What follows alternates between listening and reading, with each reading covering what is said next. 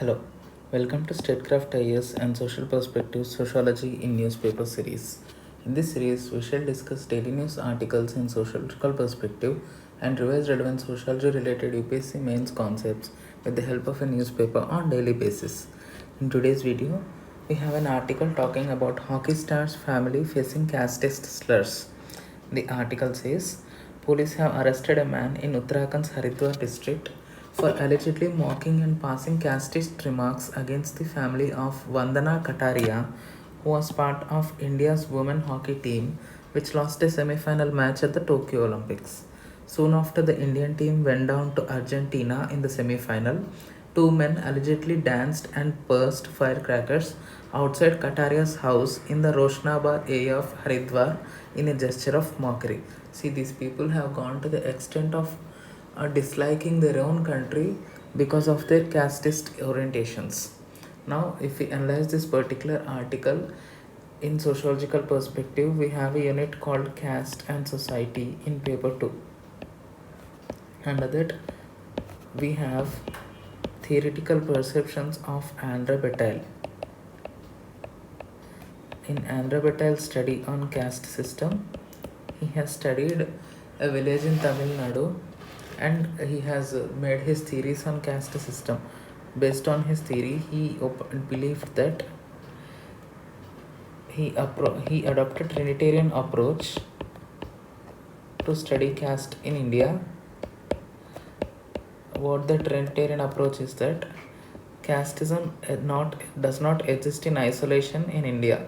It exists along with class, power, class and power. This is status, which is social status. Now, this class is nothing but economic status, that means economic power. This power is political power, and this status is social status. Now, Andhra Patel says that we should not see caste alone in isolation and we should adopt Trinitarian approach to understand caste. He says a caste comes along with class and power, and because of all these three factors in combined, lower caste face exploitation or deprivation in the society, and caste alone is not the reason for their exploitation and deprivation or discrimination according to Andhra Patel. But we have Joseph Taramangalam heavily criticizing Andhra Patel. She has written an article in the Hindu and she criticized Andhra Patel's study on caste system, saying that lower caste suffer first endemic deprivations. That means they suffer deprivation in the aspect of hunger, in the aspect of poverty, in the aspect of opportunity, etc.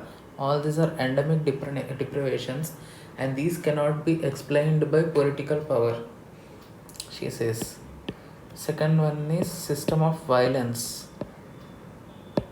A lower caste continuously face violence against them, violence in the form of abusing, violence in the form of discrimination, in the form of rapes, in the form of murders or mob lynchings, etc. All these violences are faced by the lower castes in India, and these systems of violences cannot be explained by power or class status in the society. She says even if the people have higher power or even if they are economically empowered, they face system of violence in the society.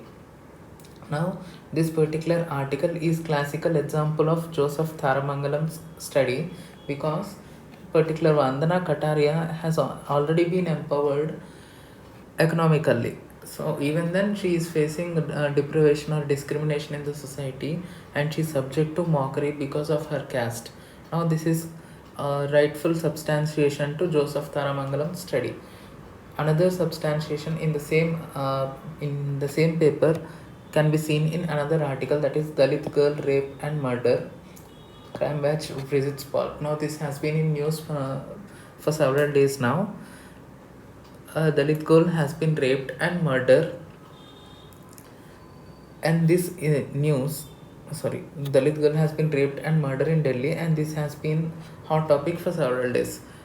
So this is another example of Joseph Tharamangalam's study on system of violence. This rape and murder are another instances of violences against Dalits or lower castes. Now moving on to the next article. Here it says High Court seeks center's response on petition on manual scavenging. Now manual scavenging, apart from analyzing this in casteist perspective, because we have already discussed caste in today's video, what Andrew Patel says about manual scavenging. He says manual scavenging is happening not just because the persons who are employed in scavenging are of lower caste, but also because they are of lower economic status, and also because of their lower political influence. Because of all these reasons, he says manual scavenging is subjected to lower caste in the society, according to Andrew Patel. What Joseph Tharamangalam criticizes, it is not actually economic class or political power. It is happening just because of they are of lower caste, and that is a system of violence, says Joseph Tharamangalam. She says even though atrocities against SCST's Act is in force, it must be implemented in letter and spirit. She says. Now, what Amartya Sen says is that now these lower castes must have countervailing power. What is this countervailing power is? They must have better political organization.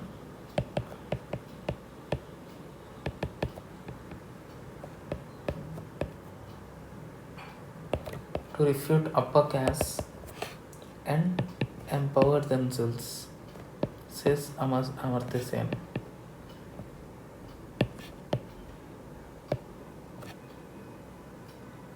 So, looking into the other perspective regarding manual scavenging, we have here it is saying the government itself has said in the parliament that 340 deaths have been caused due to manual scavenging during the last 5 years. So, Durkheim's division of labor concept explains this. Durkheim, in his concept of division of labor, said there are two types of division of labor. One is normal and the other one is abnormal. Now, abnormal is again divided into anomic and forced.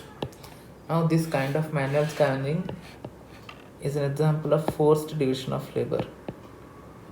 Manual scavenging.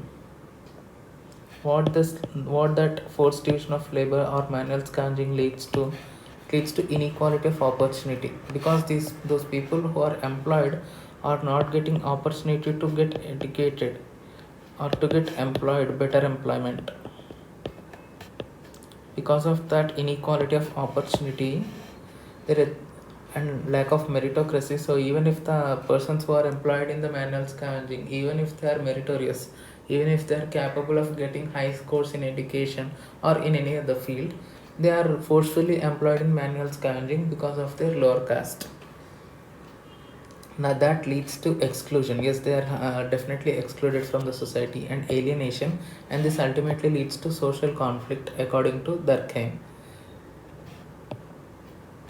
So, manual scavenging, in Durkheim's perspective, as a first division of labor, must be stopped. Further stopping, according to Talcott Parsons' agile functional prerequisites, four systems come into play. We have political system, which determines goals and motivates the members of the system to attain these goals, and mobilizes the members and their energies for the achievement of these goals. So political system has already set its goals. That means ending manual scavenging. That is the reason why Parliament is trying to bring a bill in the government is trying to bring a bill in the Parliament regarding manual scavenging, and the High Court in that particular article was asking about that bill only. That means political system has started its play regarding goal attainment of ending manual scavenging. For that, we say social system supports its political system in pattern maintenance and tension management in the system, performed by socialization process. Yes, how social system reacts is that it tries to socialize these lower caste people by allowing them to empower themselves and prohibiting manual scavenging, their employment in manual scavenging in such a way. If the manual scavenging has been prohibited, then that people who are earlier employed in manual scavenging will now be employed in better employment or better work areas, or will now get an opportunity to get educated. In that way they get socialized basically, hence socialization process is taken care of by social system. Now what cultural system does is it tries to maintain coherence, solidarity and coordination by cultures and values. Now new types of cultures and values are imbibed in the society by values like Dalits must not be treated as manual scavengers, dignity of labor must be given to them also. These kind of cultures and these kind of values are imbibed in the society. In such a manner cultural system plays its role to support political system. Now what economic system does is it is basically generation and acquisition of resources from outside the system to affect its distribution in the system. Now hitherto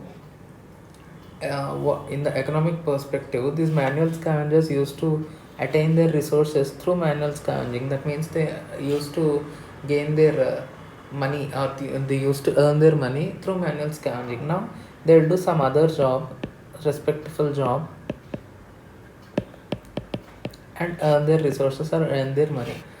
Now in such a way this economic system gets adjusted itself by laying off people from manual scavenging and getting them recruited in other areas.